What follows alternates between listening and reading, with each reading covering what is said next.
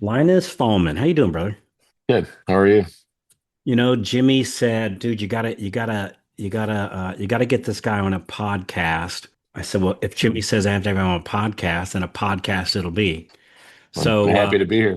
hey, I need you to do me a favor, though. I need you to take off your humble hat. So the main purpose of the podcast is really just it's to instruct and probably equally as much. I'm always looking to inspire people, right? 'Cause I think we could all use. I know I can.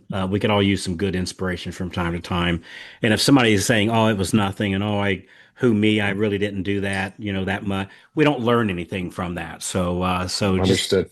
take the humble hat off. So where are you located Okay. at, man? I'm in Michigan in the Metro Detroit area. Nice area. So my mortgage's office is not too far from there. My mortgage office is in Plymouth. Uh, Oh, is that just, right? yeah, just outside of Detroit. Yeah, Okay. Plymouth is great. I had an office in there a handful of years ago. yeah. We've been there for, I guess I was going to say forever, but for a very long time we've been over there. I love it up there. It's funny. I live in Tampa Bay, but my branch is based out of the Detroit metro area, which is a really it's a great career that we're in that we can literally do this anywhere. Yeah, you can. I mean, the way I run my business is very relational. So I am literally sitting in one of my real estate offices right now in one of their conference rooms because I still do the belly to belly stuff but yeah, you're right. You can do a lot everywhere now with technology. And Metro Detroit is like turned into the mortgage hub, right? We have two Yeah. giant mortgage companies here and there's just a lot of lenders, and I know a lot of other professionals that do a great job in Metro Detroit. But it's just kind of been deemed as the mortgage hub of America. So it's pretty cool that I'm in the area. Yeah, I love it that Quicken's up there and boy, they sure train processors awesome. And Yeah, I'd be lying to you if I didn't tell you that was I'm really grateful for how they train their processors. So let's just leave it at that. So give me the lay of the land, man. So broker, banker, branch manager, loan officer, district manager, president of the United States. Tell us who you are. everything but the president of the United States. So, quick background started literally while I was still in college on the west side of Michigan in the mortgage business. That was in '03 when everybody was brokers, and Yeah. we called it the Wild Wild West. And then '08 happened. We all know what happened with Yeah. that, with the collapse. A lot of it mortgage related. It was at least where it started. And then everybody started shifting over to the retail part of it, and we did as well. Was at a retail company for 10 years, switched over to another larger retail company for 3.5 years, and then just saw a lot of advantages for me personally to go over and be a broker and started researching and diving into that. And I left. I was a partner in my big retail branch here in Metro Detroit, and then just took a leap of faith and started on my own company and became a broker and never looked back. And it was the best decision I could ever make. Good for you, man. So you own the brokerage now? I own the brokerage. I'm the senior loan officer. I'm the manager.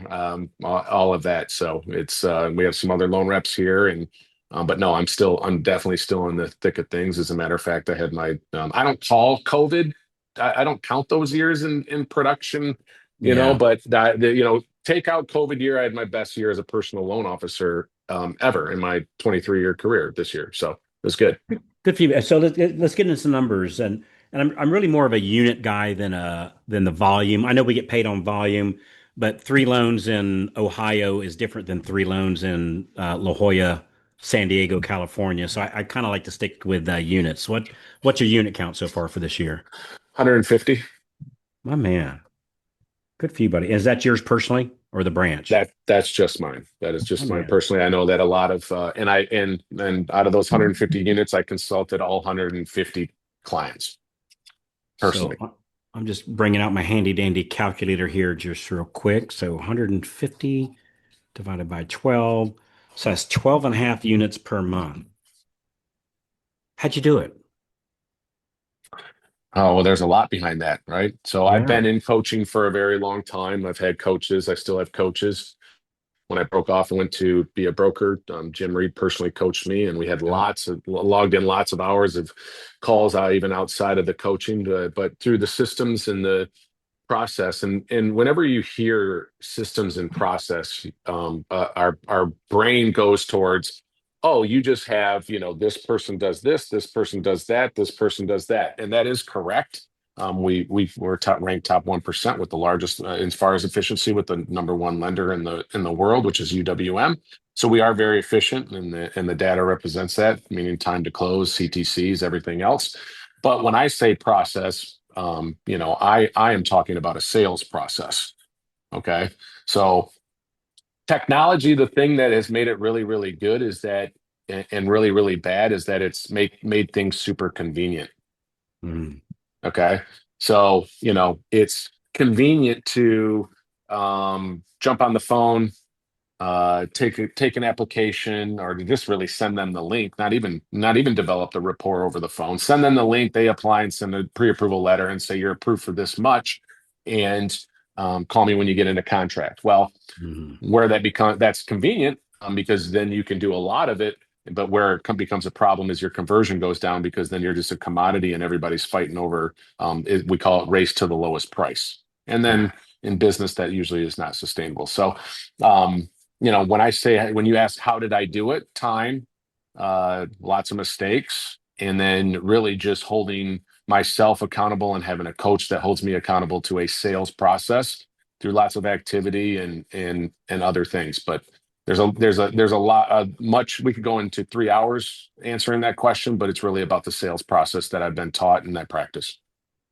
What's one thing you mentioned? Boy, made a lot of mistakes, and brother, I was just this morning I was writing down some of my biggest mistakes because I learned the most from my mistakes. I love it. That's where you learn from. Um, what's one thing you know now that, boy, I wish I'd have known this insert in time ago? Well, I mean, this year, my biggest aha is that I stopped doing face-to-face consultations up front with every single one of my buyers. And then once I changed that, my conversion went up by 15%, and I wasn't having to discount my price, along. And I have a very fair price. And I mean, there's companies out there that will do it for $10 profit. So when I meet with the client and they understand what value they get with working with a professional like me and my team, then they're going to stay with me. So my biggest aha this year, in terms of what I made a mistake and now I went back to doing, is face to face with every single client up front. No kidding. Yes. And obviously Detroit's a pretty big place. Hmm. How does that work if they're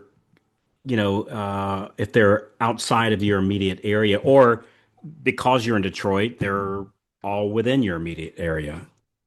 So last week I had a Zoom with a client that was an hour and 45 minutes away. That's just outside of the required time frame that you have to come in and meet with me physically. So Yeah. we got on a Zoom, and then I just really had to make sure that I added a ton of value and still did my full presentation, and then Hmm. also lots of follow up, the thank you cards, and then the weekly follow ups to them, seeing if there's anything else that I can do for them. And outside of that, they're coming. So everybody says that they say, man, the clients are not going to do that, not today. And you'd be surprised. I have a client coming in right after this call at noon, and they're driving 45 minutes, and they didn't ask twice. They love it. Yeah, I was going to say apparently 12.5 each and every month will do it for sure Yeah, because you've done that. So, should have been 15, but I made the mistake early on in the year then, and it wasn't doing that. I screwed mm, up. I left a lot of revenue on the table. Made a big mm, mistake. Won't happen mm. again.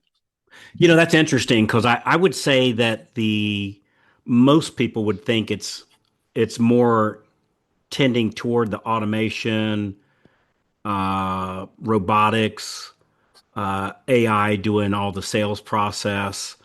I think a lot of people have this idea that you can actually close loans by just standing back and pushing buttons, but it doesn't seem like it actually works. When you pull the curtains back and look at people's numbers, it doesn't seem to work that way, does it? Let's go ahead and tell them that that's the way to do it, because then I will win. It'll be even easier for me to win. Yeah. I like you that. know. So So they always, when I say always, I'm using air quotes here, but they always come to you. yeah, yeah. Hmm. Yes. I mean, I've offered it up, especially with new real estate realtor relationships. I've said, I'm willing to come to your office when you're doing the discovery meeting with your buyer and Yeah. say, and you can then lead with that and say, we could just knock this out twofold. You can meet with my preferred lender right after because working as a team is where I find the most success in helping you out in achieving your goals as a buyer. So I've offered that up and I'll go there. I mean, I'm going back to the old days and like I did that Yeah. forever. And I'll tell you what, Carl, is that I thought that I would be inconvenienced and annoyed, and I love it. It's actually given me a new life because I'm actually feeling that client connection. So I love it. That's very interesting. Do you find that do they balk at it at first? Like when you say, "Hey, you need to come to my office," how often do you have to arm wrestle them to do that? Very little. So I've trained my loan partners that schedule that. So I will break the rapport or build a rapport with the client after when they're referred to me. So I'm the first connection with the client, the new buyer lead, and then once they take application, my approval specialist will follow up and make sure T's are crossed and I's are dotted, and I explain to them in that initial conversation on why we're so thorough up front and why it's important for them to come in and sit down and meet with me, and then they just give them that as an option. They just said, when is a good time for you to come? I'm a family guy. That's first before work. And my kids are at ages that are very, very busy. And I call that my main job. This is my second job. And Hmm. so that's a priority for me. So I have one late night where I get excused and I get to stay late at the office because a lot of them don't have the luxury of leaving during the day. So I accommodate and stay late. So being that accommodating and also making sure that we express the importance of the consultation and doing so, and just that being the only option. For a while, I said, "Hey, I would like for all my clients to come in and meet with me." And my approval specialists were saying, "Hey, would you like to come in, get on Zoom, or get on the phone?" Well, then they would just say, "Phone or Zoom." Sure. Typically, phone. And I said, "What's going on?" And I said, "Oh, you're giving them the option. Don't give them the option. And we're not Mm. getting much unless it's like the client last week that was outside of an hour and a No, half. I get it. Um, Yeah. they're they're coming in, so it's working out really well." That's very interesting. I like that. I like that. So on your let's call it your late night. Is that same day every week? Yes. What? So Monday evenings. So Monday evening. So Tuesday through Friday, you go home at normal time, Mhm, and Monday you go. All right. The people that say, "Hey, I cannot leave my job." mhm. Monday's the day they meet with you. I like that, man. Yeah, And then and you go, listen, but we'll shift, right? So, I make sure the agents know, like, listen, don't pass me up because a client walked through your open house and wants to buy it on the spot on Saturday at noon. We'll take care of that too. yeah, I'll have to really, really give a lot of value so that they don't shop me on Monday when they get the accepted offer. But you bet. we'll adapt and we'll shift. But my number one goal is 80% face to face with every single lead. That's fascinating. Tell me about your team. So closing 12, 13 average, which, anytime somebody's averaging 12 and a half, that means some months it was 20 and some months it might have been 6 or 7. Uh, what does your team look like these days?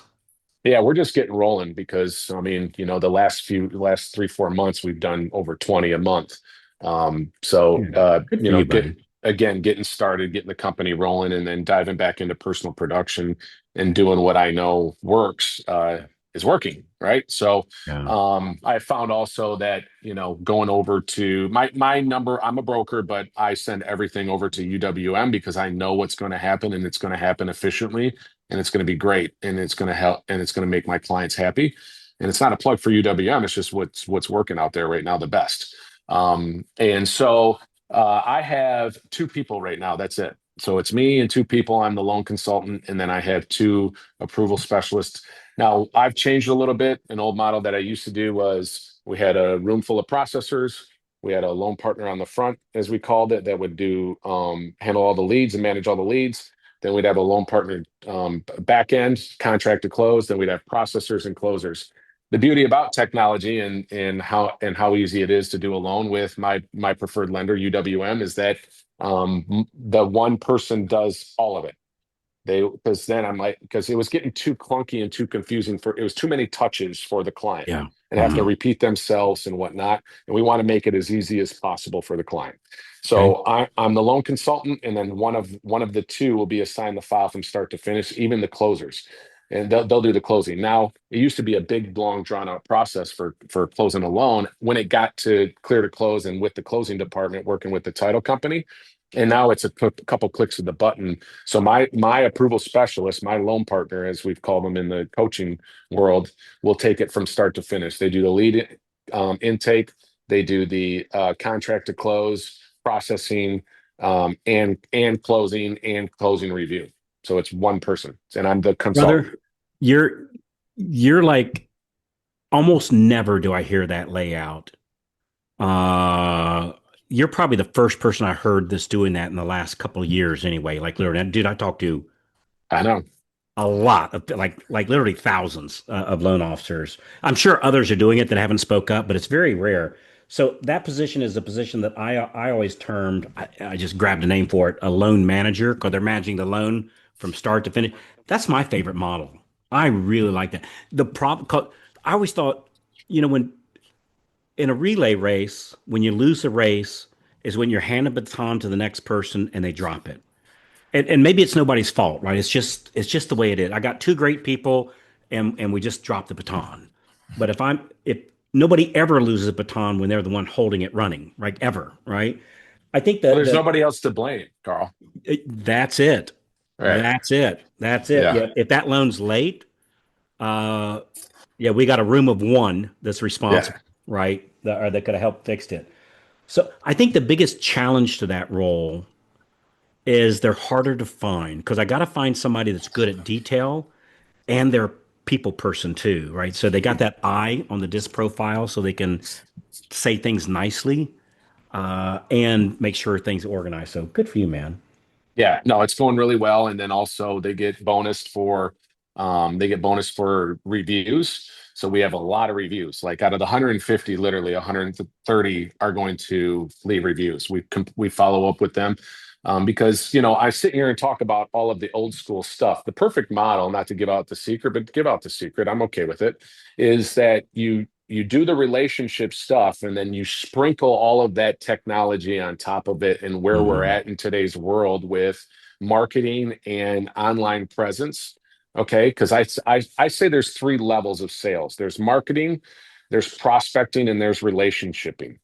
Mm. Okay, I used to skip over the marketing and say all these guys are wasting their time on social media. I'm going to go right to the relationshiping, and I would go right in, and I would go really deep with just a couple, and then I'd miss out on all the onesie twosies if I would have prospected more, and then also I would have converted at a higher level if I would have done better with marketing. So now I've incorporated all of it, but also not at the same time stopping and getting lazy with just marketing, like I see a lot of loan reps and real estate agents or salespeople in general do. You have to do the relationshiping. So you have to understand that they're going online when they're referred, and they're going to look it up. And if they're referred to three people and I have 130 reviews in the last 12 months that are all 5-star, some are even doing video reviews, like we're going really deep with that, that can be the tiebreaker. The face to face consultation, adding my unique value added proposition and a full consultation, developing rapport is going to be the tiebreaker. So there's this, you can use all of the technology and the AI to make your process better. It's not going to replace the loan officer. It's just going to make the ones that utilize it more efficient.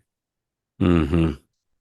Hey there. Hey, if you're loving the tips so far, be sure to hit that subscribe button right down there and then tap the little bell so that you never miss out on more free, cool tips coming your way. Also, I would love to hear from you. Drop a comment beneath there. Let me know what you think or tell me what you'd like to hear next.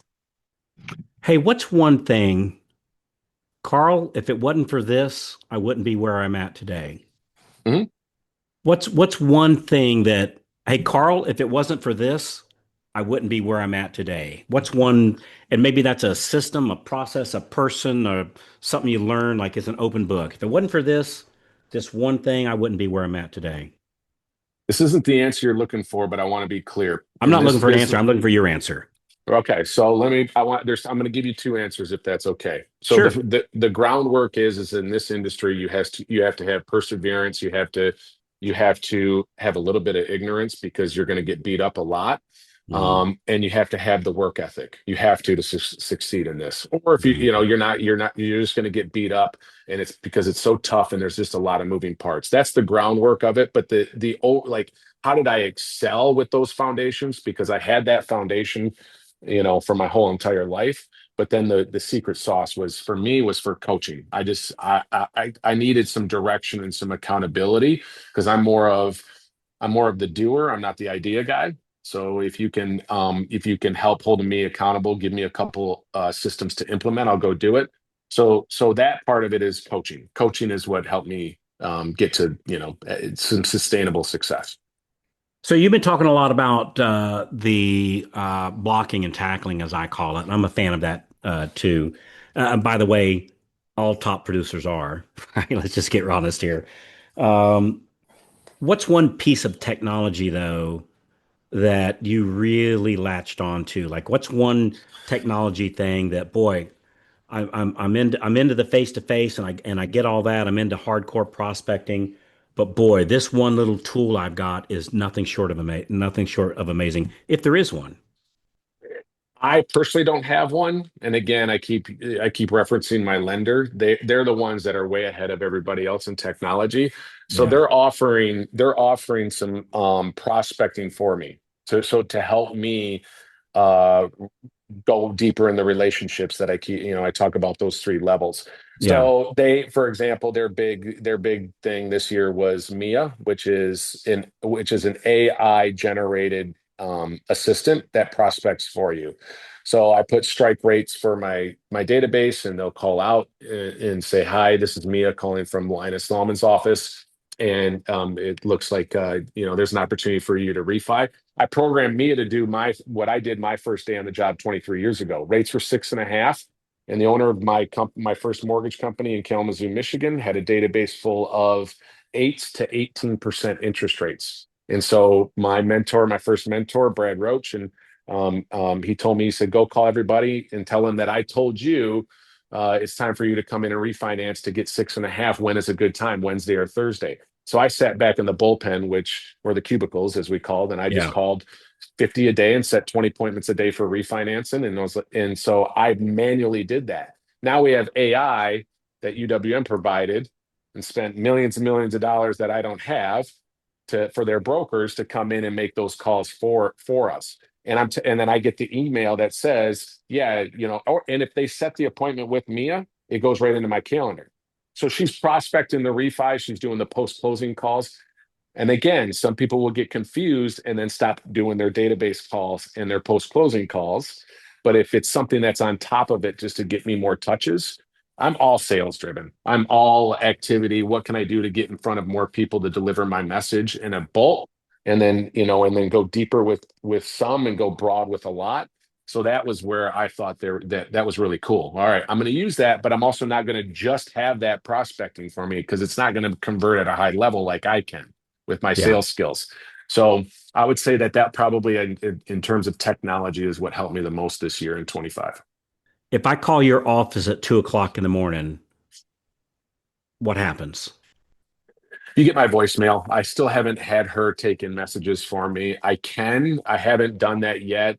I'm actually working with them to see because like we create lists in the coaching program to Yeah, stay consistent and stay talking to them and stay in relationship with them. yeah, And so I'm working on where they can dial out like all at once, not to do my weekly calls to build those yeah. relationships, but more Hmm. of, hey, don't forget Linus's happy hour to show his appreciation for you is this Thursday at 7 o'clock. So I'm working on that stuff right now. But I don't. There are some brokers that are having her answer the call and take messages. I am not. I am. Hey, we're the doctor's office that is open. We're not the emergency room. We're the doctor. Again, Hmm. we'll do pre-approvals throughout the weekend and whatnot. But Hmm.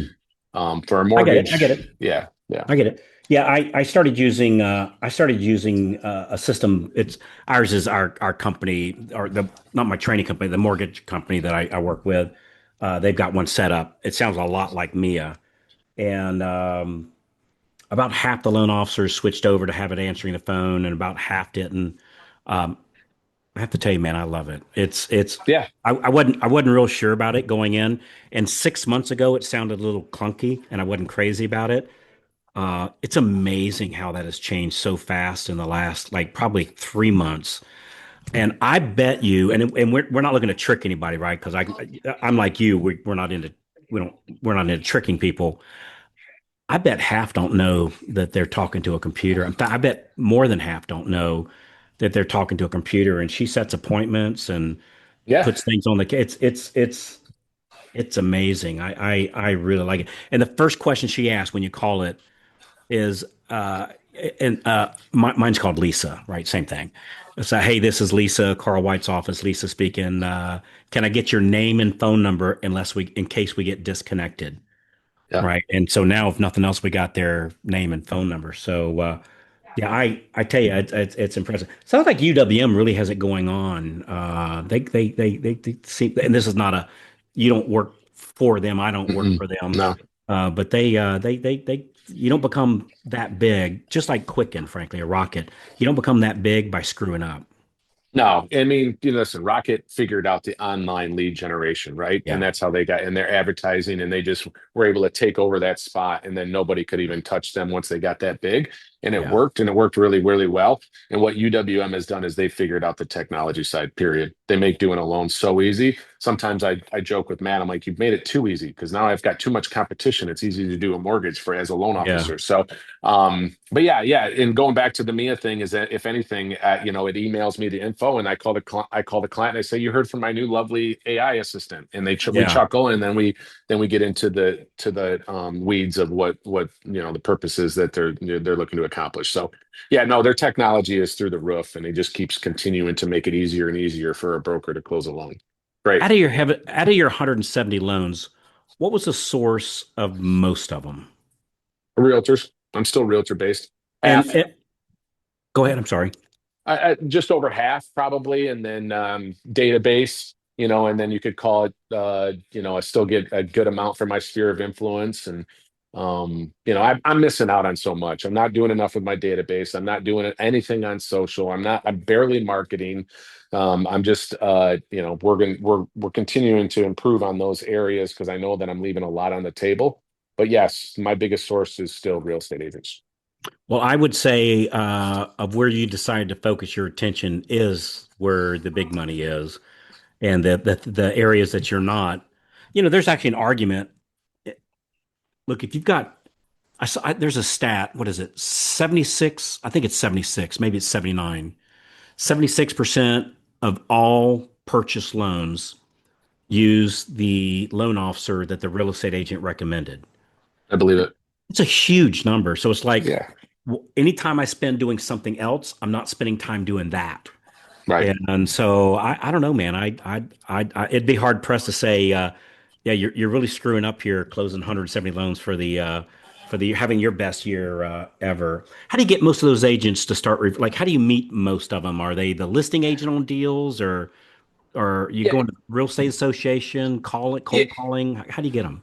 That's a great question, and that's what my newbie loan officers will ask me. And for a majority of the people that might be listening to this podcast is, they don't have the experience that I've had, where I've been pounding the pavements around Metro Detroit for 20 years. Literally, I Hmm. started my first couple of years on the west side of the state, and then 20 years here. So I'm able to see a lot of familiar faces and call them and Yeah. say, "How you been? You've had a great year. Hey, I would love an opportunity just to be an option." And they know of me because I'm an old Hmm. dog around the area. So, Yeah. but the answer to others that don't have that experience is that, yes, number one is open houses. I had my newbie out there, and he went to 7 open houses, and then he posted and tagged a realtor all weekend. It was great. I loved it. And now he has a bunch of leads to follow up with today, and a bunch of realtors to follow up with today, to go out for coffee and then find out what their needs are. And then we go just a basic 101 of sales, right? Figure out what their need is, and then fill it, and then follow up, follow up, follow up, and then deliver with world-class service once you have the opportunity. And that's the basic way. So number one, open houses, I find the best way, because you're out there, you're grinding, and that shows like, hey, I'm giving up half of my day on a weekend to come grind with you. That's how serious I am. That's somebody serious about their business. Because I've told a lot of loan officers to do it, 90% don't. It shows Yeah. me as a leader that this loan officer is serious too. Like, great. Yeah. Now, guess what? I'm going to pour into them because I know they want to be great. So it's twofold. Number two is yes, you made a mention as a listing agent because you've already had a really good experience. So every single loan officer at Golden Mortgage has they're going to deliver the same experience that I do, even if they're one day on the job, because we're going to make sure of it. I have the process, right? So then they have the right to follow up with the agent and set up an appointment and then go through the presentation of how to get business from that agent. So those are the two best things. And then the other one is I've given some newbies a basic assignment. I said, get out of the office and stop cold calling. They said, what do you mean? I was supposed to cold call, 60 realtors and set appointments this week. And I said, how many did you set? One. Okay, it didn't work. Do me a favor, take the day off, go grab three of your buddies. I know you like to golf and go out golfing with your three buddies. And then during the round, say, I need a favor from you guys. And the three buddies, there's a requirement. They all have to own a home. He says, well, if they own a home already, what good am I? I said, listen, go take three buddies and then tell them, what did you think of your real estate agent? You know what? Never mind that. I don't even care what you thought of them. If they did an average job at least, or if they did a poor job, I can help them do better. And then tell them to make the introduction. They were the client of the realtor and you're their friend. They're going to meet with you or at least talk with you. And you get to golf and have fun while you're doing it. Sometimes we overthink these things. Just go find friends, make friends. You have to date a bunch of people, is what you're doing. So Mhm. how do you find them? Well, I like referrals. When I got single, I wasn't online looking for cold leads. I was asking friends and going to events and socializing and making connections that way. Mhm. And what would you say to the person that says, yeah, but I don't want to be salesy around my friends? What would you say to that person? You're in the wrong profession. My man. Dude, I love you, man. This is great. This is great. Yeah, I've often thought, like, if I got a friend of mine, I don't know, if I get a, well, I do. I got a friend of mine that sells boats. Yeah, He comes, hey, Carl, you been out boating lately? I said, of course. He said, hey, man, you know anybody that's been looking for a boat? Why wouldn't I? His name is Steve. Why wouldn't I send him over to see? I don't think he's being weird by asking. It's like, frankly, when I refer somebody over there and they end up buying a boat, I feel good about it. Like like 100%. I'm glad I could. I don't know. It's kind of nice helping other people out, and he's a good guy. So why wouldn't I? I don't know. That's a weird thing. People got this. I honestly think the word salesy is a made up name or made up term for people trying to sell something that you don't need. That's what I think. When I coach my realtor or my loan officers and realtors, and I've been a coach. I always start one of the very first things I say is that one, I need to make sure that your mindset is correct when I keep saying sales. There's a negative connotation about it, and you need to get that out of your head. So everybody listening to this, I'm a professional sales rep. Okay, I've helped a lot of clients by doing everything ethically and morally correct and doing whatever's in their best interest and never lied, never misled. I've made mistakes. I cover it with throwing money at it because I'm human, but I've always done the right thing and I've served a lot of families doing so. So I'm a professional sales rep. So get the negative connotation. If you're looking at it as you're just a used car salesman, as that negative connotation applies and ripping people off, that you have to get that out of your head when we say sales. When we say sales, we're doing high level activity, following a process, developing a process on the back end, and delivering a world class experience with lots of follow up. That's what we mean when you and Carl, you and me talk about Mhm. sales. And I know I don't even have to ask you. You already agree with that. I already know because you've had a long standing career in sales. I'm a top producer. Of course, I agree. Right? All Exactly. top producers would. Hey, Exactly. is there, dude? You said in the beginning, you said, "Well, we could spend 3 hours this." Dude, I could spend 3 hours doing this. I know you're in a real estate office right now, so I want to be respectful of your time. Is there something I should have asked you today that I didn't? No, I think that I wanted to tell my story, and I think that my story, being the son of home builders and always being around real estate, and then my father politely telling me one day after helping him one summer as a young man that I'm probably better suited for a desk job, and because I Mm, wasn't crafty with the hammer, and then going to get my real estate license, and then stumbling across some very successful mortgage people that taught me the right way to do it. And having that passion. And as I mentioned before, like, I left that word out, and I should have put that in when you said, "Hey, what's the secret?" Is, you have to have perseverance, but you have to have some passion about helping Mhm. others, and having a story, and figuring out what that story is. And I think maybe that's the only thing that I like to tell everybody my story, and why I love being in this industry, because I was born into it, and I see it and I believe in it. Being, owning a home is the single best investment. Your primary residence is the single best investment that you can make as a U.S. citizen, and it has been for centuries, and it will continue to do so. So no, you asked all the appropriate questions. Everybody wants to know, like, the activity of a top producing sales rep, but it's more of having that foundation, and then also finding help, and not being afraid to ask for help. Yeah. Hey, you mentioned you have some other loan officer work with you. Are they all in the Detroit area or Michigan or various places around the country? I had somebody that kind of came up from the past, and is on the other side of the state, and she's wonderful. She's been a top producing loan officer for so long. She's one of the best loan officers I've ever met. She's has a small little team that does the west side of the state, and then everybody else is, yeah, hyper local. We're building it from the in going out. We're Yeah. eventually going to get other offices and look at other states, and we've already started talking about it. But right now we're building in and then going out. Well, brother, if you want to do a shameless plug, like if somebody's interested in what you guys do over there, how would they find you? Goldenmortgagecompany.com is the easiest. Can I give my cell phone number? I probably wouldn't. Okay. All right. Just FYI, But L Thalman at goldenmco.com is my email. And yeah, and you look can us give up. and you can give your cell phone if you want to. I just probably Why I don't we just start with email, and then going on to our webpage, and look us up, look us up online, and see what clients are saying about us. And listen, I like to pay it forward. There's so many top producers that poured into me, and continue to pour into me. I'm super, super lucky, super grateful for it. So I'm happy to help anybody. all right, cool. Hey, who's one person you want to thank? Jim Reed. Jim's a good guy, man.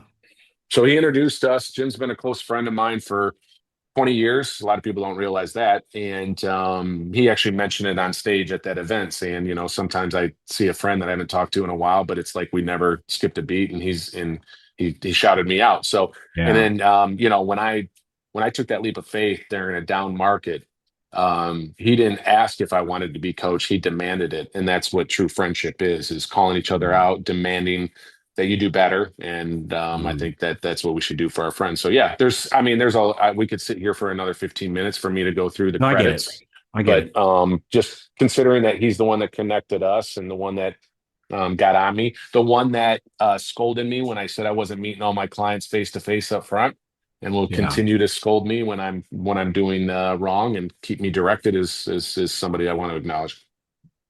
Hey, I'm going to ask one more question. We don't talk about basis points here because everybody's in different situations, and just being respectful to the other branch managers. So I usually use a number of somewhere between three and say $4,000 per loan. It's just a generic kind of number going forward. So if I take your 20 units times four, that's easy math. It comes like $80,000. Um, man, that's some serious jack, buddy. Yes, and and again, we give a very fair price, but we are not a discount, so it's more than that. But No, no, it's I get that. Yeah, yeah, yeah. So because there's a lot of people there's somebody in my area that does loans for 20 basis points, and it's like, ooh, you're killing yourself, and it's hard yeah. to do that many units to keep up, and then your service will fall off. So yeah, no, I'm extremely, extremely blessed. Did you ever, real question, did you ever think, I don't know, like in high school, I'm going to make the equivalent of like 80, 100 grand for the month? You're probably expecting the answer. Oh my gosh, I came from a small town, and actually I did. I did. I think that's a lesson to be learned, and I teach my kids that is start believing it now. Brother, there's a good lesson. Yeah, you got one on me there. I would have never dreamed in a million years, the way things have turned out. I keep thinking one day I'm gonna like literally I'm gonna wake up and find out this was all a simulation, Right. and because it's just too good to be true. So, well, I can We tell are you, brother, blessed. just from the little bit we've talked here, and at the event, I tell you, it couldn't happen to a nicer guy, man. Congratulations, you've earned every bit of it, and your personality is one that will attract the kind of stuff too. Hey, and I have to tell you, man, I went on Facebook. I always like to just go on Facebook real quick and see who I'm getting ready to interview on here. Dude, you got a awesome family, and I Oh, heard you thanks. mention more than once, that family is your full-time job, and this is your part-time job. Well done, my brother. Well done. Thank you very much. I'm All very right, grateful. And thank you for having me. all right. Good to see you, buddy. All right. Thanks. Good stuff, Linus. Boy, the one thing that just kept coming up, accountability. Boy, it's just hard to beat that. That is just we're finding more and more that that's oftentimes the secret sauce people are missing is they just think that accountability has to be a painful thing. And we found out it does not have to be a painful thing. It could be one via inspiration. I call it accountability with respect. And so, anyway, if you'd like to hear about how we can help you with that, we'd love to talk to you. Getmoreloans.com, getmoreloans.com. Would love to talk to you. And boy, feel free to reach out to Linus if you're in the Detroit area. That'd certainly be somebody I'd take out for a coffee. So, all right, hey, well, thanks for listening. We appreciate you guys, and we'll see you on the next episode of Loan Officer Freedom. Thanks again. Bye bye.